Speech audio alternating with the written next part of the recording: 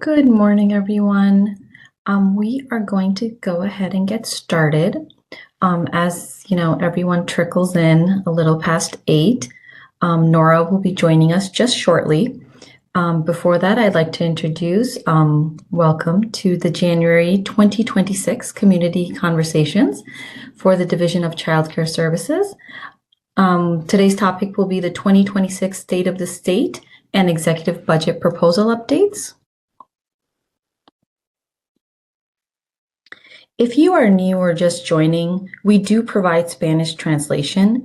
To access the translation, all you have to do is click on the globe in the lower left corner, change your audio floor to Spanish, and then adjust the volume as needed.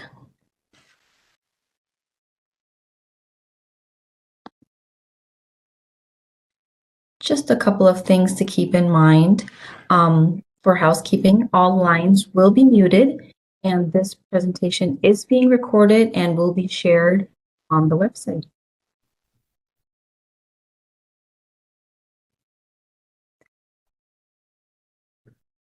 And just in time, we have Nora Yates joining us. Thank you, Nora. That's perfect timing. Hello, good morning. I am sorry. That was fun. Good morning, everyone. Small crew this morning, but I'd love to see all of you. My name is Nora Yates, Deputy Commissioner here at the Division of Child Care Services. I hope you're all staying warm, and thank you for signing on this morning for community conversation. We have a kind of broad topic that you'll hear probably a couple times around the most recent State of the State and Executive Budget exciting announcements. So we will go through kind of a high level community conversations overview, talk through the State of the State, the Governor's State of the State and budget presentation, and then kind of our OCFS category on news you can use. So thank you so much for being here. Now, the next thing though, we want to see who is here with our small crew. And I think we have a Slido poll, right, Halima? So if you haven't done Slido before, you use the QR code to sign on to Slido. I think the password is DCCS. My Slido is sleeping this morning, apparently.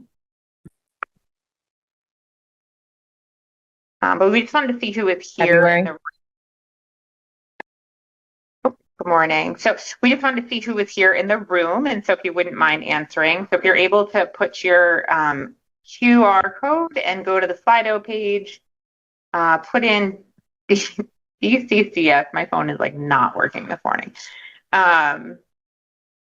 And then just let us know what modality provider you are. This is a provider-focused call, but obviously we always have a good other category of stakeholders and advocates and CCR&R team members. So just wanted to see who was here in the room. And I know that it is coming off of a snow day, so we understand that.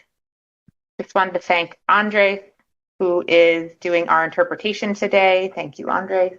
And I will try and not speak as quickly as I have been speaking. Looks like we have our GFDC partners here this morning. Good morning, everybody. And our others. We love our others too.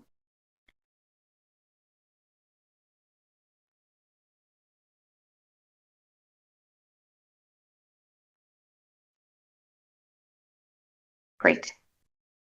All right, we have a small crew this morning. So we can go to the next question. And then what region you're in, if you wouldn't mind. And we did these by OCFS region because we're OCFS. So that is what.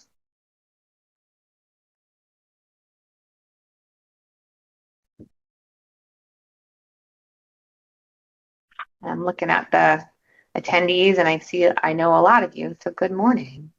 Thanks for being here. CCR&R friends. DOHMH friends. All right, New York City coming out strong. Good job, guys.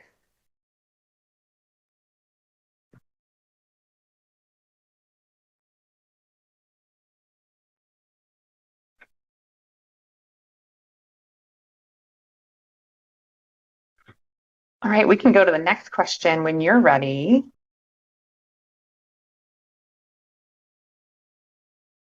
I think it is back to the presentation, maybe. Great. Okay. So we wanted to just at the top of the call, because this is community conversations for childcare providers, and there is a small attendee this morning because I think of the storm and also get everybody getting back online. But this is why we're doing a survey to find out. So we will be doing a survey about community conversations to see if the topics, the timing, the frequency makes sense for childcare providers. So we are going to be sending this out.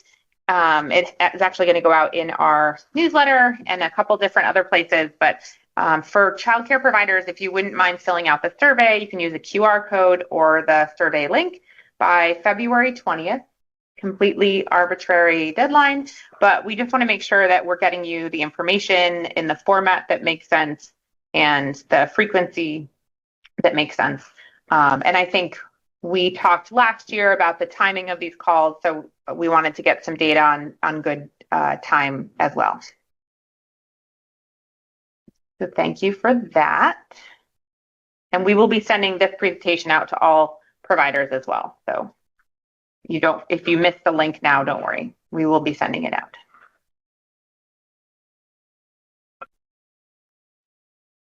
All right. Great. So just as a reminder about these calls, the community conversation occur bi-monthly. We do have interpretation by our colleagues at NYSTEC, Andres, in Spanish. And so if you did not catch the instructions at the top of the call about how to switch to hear Spanish, it is the globe in the lower left corner, and then you'll be able to click it and select Spanish to be able to listen in Spanish. And then these slides will go out in Spanish and in English. You can send in questions or topic suggestions to our email box, and then they are all posted online. So if you miss one, or if your colleagues ask you about it, you can always send them the link. Give us a few days, but they will be posted online. Great. All right. On to the exciting stuff. We decided to take this call and not have any guest speakers, so we're focusing on the state of the state and budget. As you all know, the governor has committed a tremendous amount of resources over the last several years, more than doubling the number of children served by child care assistance, and even a 25% increase in the past 12 months. There's been over $8 billion invested in child care assistance. We've expanded eligibility for families. More families than ever are eligible, as well as reduced copay. We've increased reimbursement rates for providers by nearly 50%. And then we have released more than 150 million in capital funding in order to spur expansion and new programs coming online. So that is what has been accomplished over the last several years, which is a tremendous amount of work. Go to the next slide when you're ready.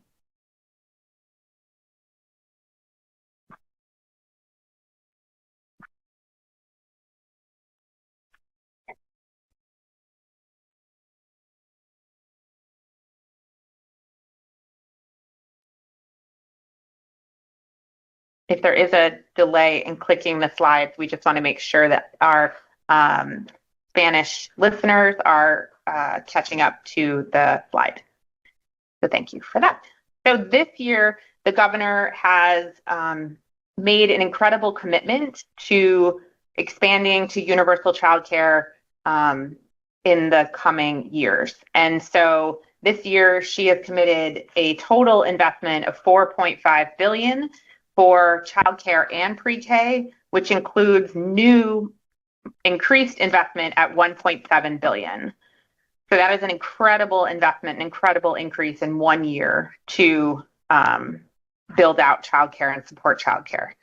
So that includes a increased investment in childcare assistance, total new investment of over $1 billion. That brings childcare assistance over $3 billion as a total investment or total kind of annual budget.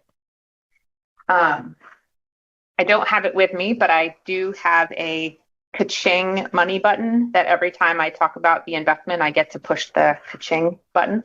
And maybe I'll get it out by the end of the call. So the investment also includes a total of $66 million for pilots in 3 counties to test out different models of infant and toddler investment. There's also investment in the New York City 2Care model, which is expanding support for 2-year-olds, aging down the 3K and 4K model. As many of you know, 3K is not yet fully universal across New York City, and so there's an increased investment in 3K to strengthen that program and make sure that it reaches all 3-year-olds and families with 3-year-olds. You can go to the next slide when you're ready. There's also an increased investment in truly universal pre-K. As many of you know, upstate, not all upstate counties have pre-K or offer pre-K.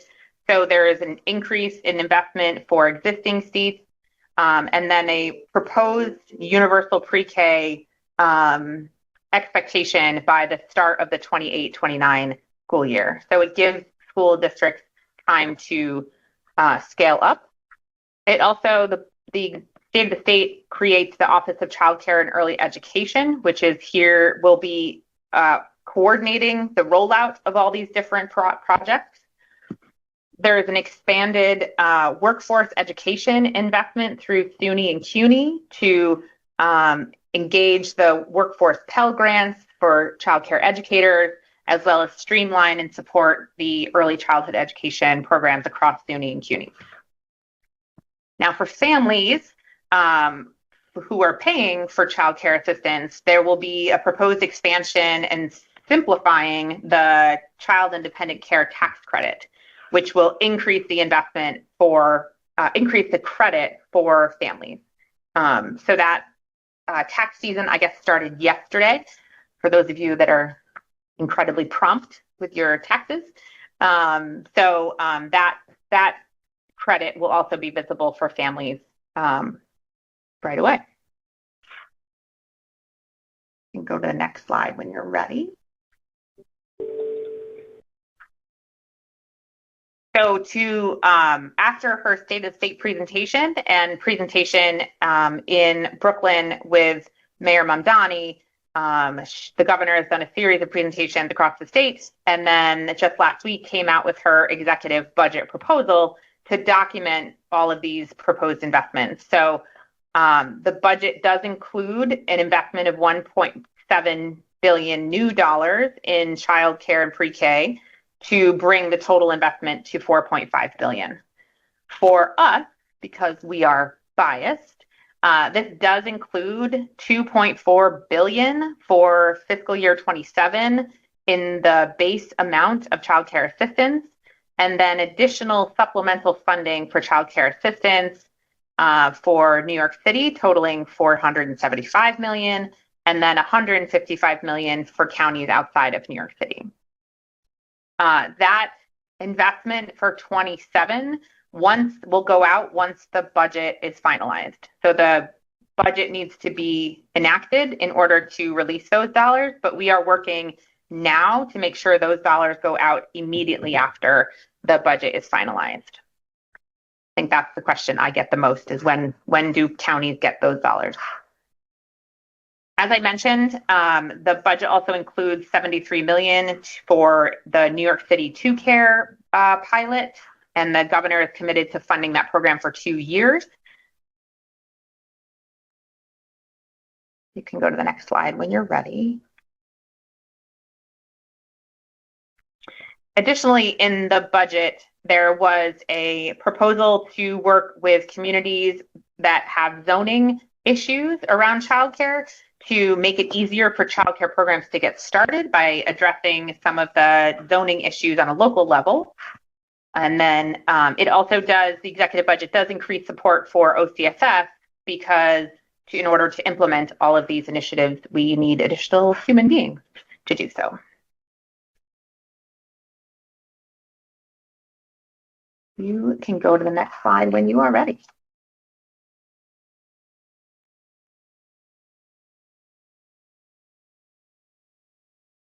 Now we will be sending out more information on these initiatives, the timing of these initiatives, and then once the budget is enacted, we will send out more information on what comes next. But if you ever have questions, we do post we post all of our presentations on our website, and so we'll be presenting on this many times in the coming months, and I'm sure you'll see it in the news as well. And then we'll be sending out newsletters and updates directly to providers to make sure that you're up to date on the implementation of all of these. So we're thrilled. Moral of the story. Heading over to some of our recent OCSF announcements, I'm going to pass it over to Chris Coons, I believe. Yes, thank you, Nora. Good morning, everyone. Hope everyone is feeling well and toasty warm this lovely Tuesday. And we're going to do a walkthrough of some recent communications that were shared with all of you. So on December 4th, we distributed a Dear Provider letter about the Child Care Capital Construction Funding Program grant opportunity. And this program is part of Governor Hochul's broader initiative to expand access to affordable, high-quality childcare for New York families. With $105 million in funding, these grants support the design, construction, renovation, and equipment needs of licensed daycare centers, registered school-age childcare programs, and group daycare programs that are permitted by New York City Department of Mental Health and Hygiene, Health and Mental Hygiene. And I'm trying to talk slowly. Andre's apologies in advance.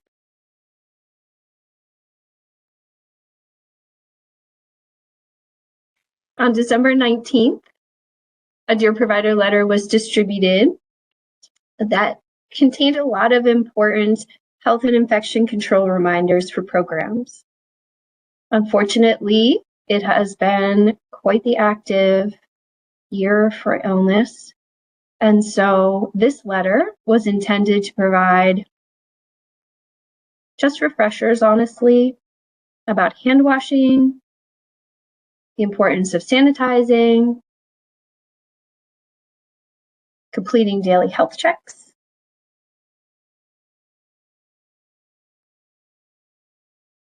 there is a piece in this letter that encourages programs to review their healthcare plan with both parents and staff. Specifically, a good time to talk about the exclusion criteria and remind everyone of the importance of staying home when they're sick.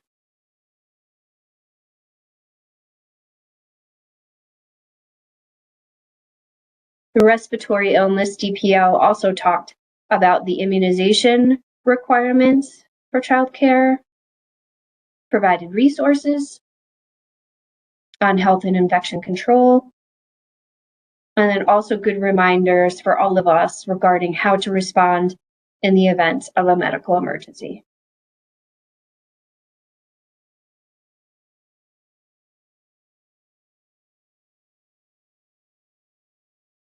And while sending you our warmest wishes for a festive holiday season, on December 22nd, we distributed a Dear Provider letter that also contained important reminders relevant to holiday celebrations.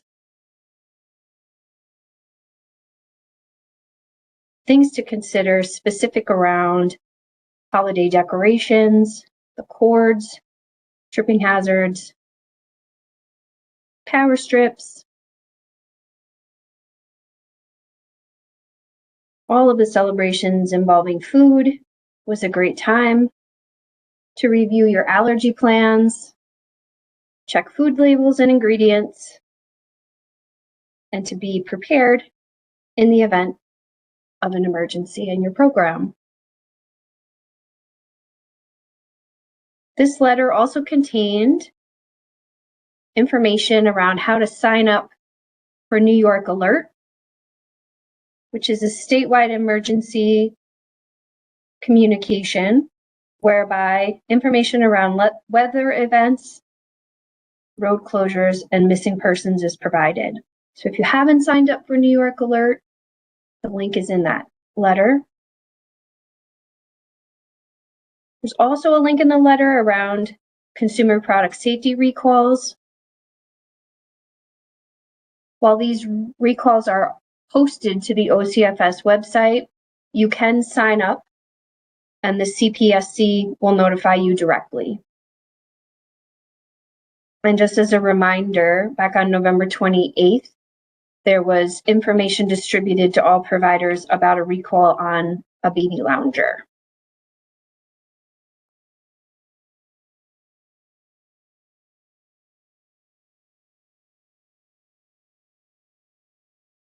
On December 24th, a Dear Provider letter was distributed by our Child Care Assistance Program team. And this letter outlines important regulatory changes for the CCAP program. That includes information about differentials for programs who are providing childcare during non-traditional hours, programs who participate in the non-patient specific auto-injector initiative, and programs who participate in Quality Stars New York.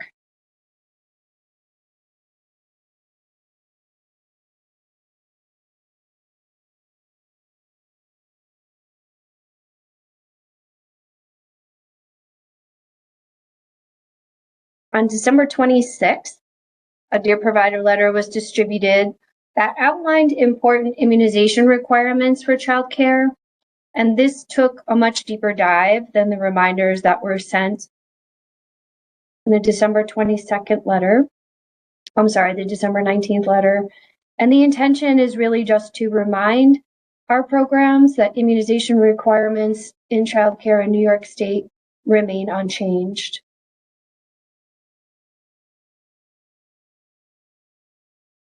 We have received an increase of requests for medical exemption to immunization, and there's important reminders in that letter about how carefully those requests need to be reviewed. A specific form must be completed and signed by a physician who is licensed to practice in New York State.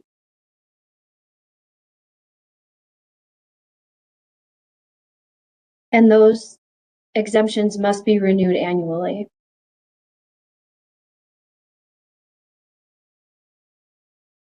If you have any questions about immunization, there is a shared mailbox where we would encourage you to send your questions. It is the same shared mailbox where you would send questions or topic ideas for community conversations.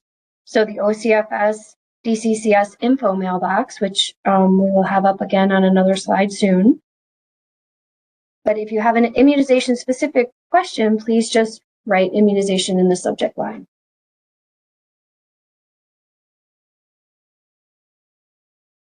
Shortly thereafter, on January 8th, we also distributed a New York State advisory about vaccination requirements that was distributed by the New York State Department of Health. Again, the message reinforcing that there have been no changes to immunization requirements and policies in New York State.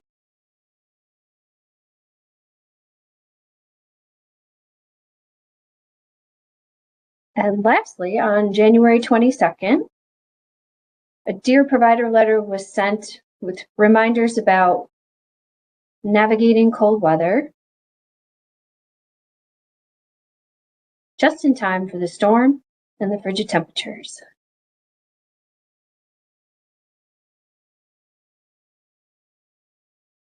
This letter contains information about reminding parents to provide you with warm clothing for children, the value of reviewing your emergency plans so everyone is aware of what to do in the event of a weather emergency, other health and safety reminders like checking the vehicles prior to departure, and keeping the walkways and egresses clear of snow and ice and icicles off of the roof.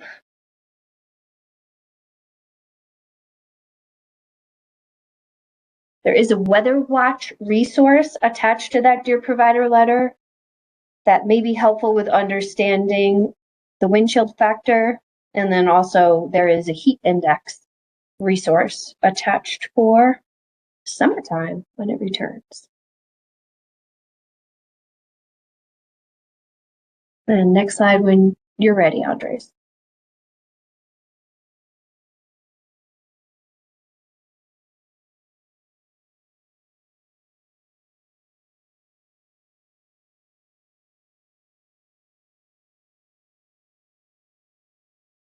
So this shows the graphic of where the Dear Provider letters and the OCFS newsletter can be found on our website. All of these DPLs are posted in English and Spanish. The January DCCS newsletter is coming very soon to your inbox. It will also be posted and distributed, and is another communication that recaps much of the information that we're discussing here today. Next slide when you're ready.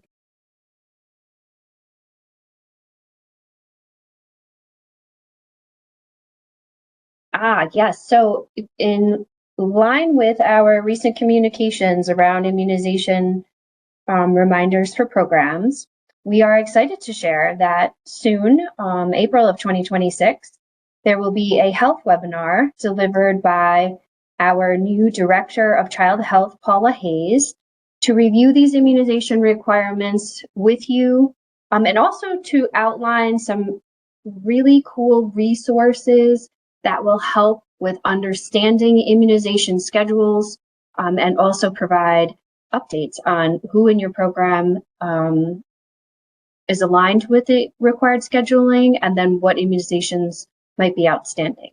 So more details to come when we have the date specifically nailed down, but keep your eyes peeled for that, please, and consider joining us for that. And there is the shared mailbox I referenced. If you have any questions or concerns about immunization requirements, please send us an email to the shared mailbox.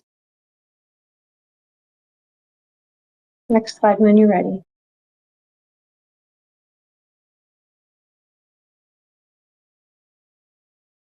So last year, we kicked off our supervision series training, and we have received a ton of positive feedback, and we appreciate everyone joining us for those sessions. The most recent sessions, the flyers were sent a week or so ago, and they are all full, which we really appreciate all of the enthusiasm. We cannot talk about the value and importance of competent supervision enough. It is foundational to what we do in terms of keeping children healthy and safe. So please continue to join us.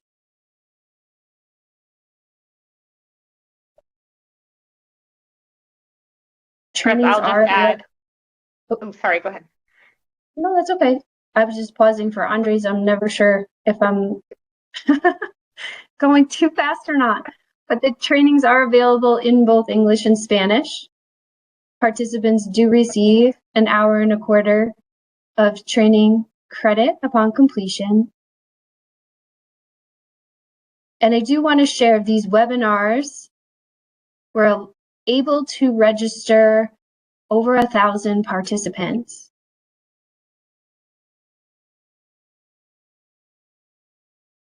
And while the seats fill up fast, we have experienced some challenges when the training is actually delivered. And so my ask would be, if you know in advance that you are unable to make a training that you registered for, if you log back in and cancel your registration, because we do have wait lists for all of these sessions, and it would be helpful for other providers to be able to join. We certainly understand that things change and plans change, but again, if you could just cancel your registration so that we can pull participants off the waiting list, that would be great.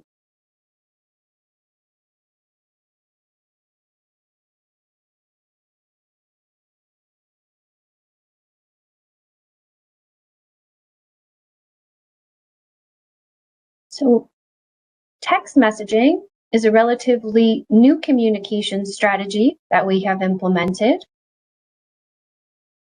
When we send a Dear Provider letter now, those programs who have opted in to receive text messages from OCFS will receive a message encouraging them to check their inbox for a recent Dear Provider letter. If you'd like to opt in to text messaging and your program is in FAMS, just go to the site tab to subscribe to texting. If your facility is not yet in program maintenance and you would like to start receiving text messages, there is a form on the OCFS website that you can log onto and complete. And we are happy to say, most recently, we sent 5,483 text messages to participating programs.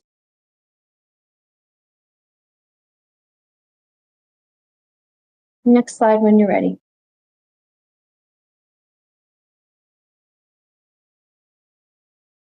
And Nora, I am passing this slide back to you, or I believe. Yes, I think that it is me.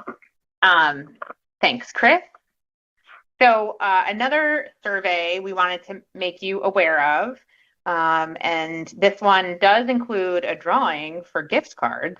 So our partners over at Cornell University are looking for early childhood educators to take part in a research study on workplace supports and health and well-being.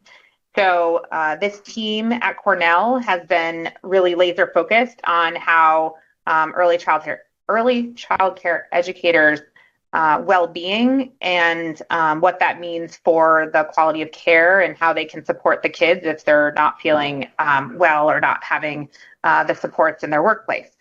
So this is a voluntary survey. The link is here and we will be sending it out. It doesn't take that long and would encourage anyone to complete it because this team is working with us and with some other state colleagues on how we can get support, encourage some of those supports and workplace supports.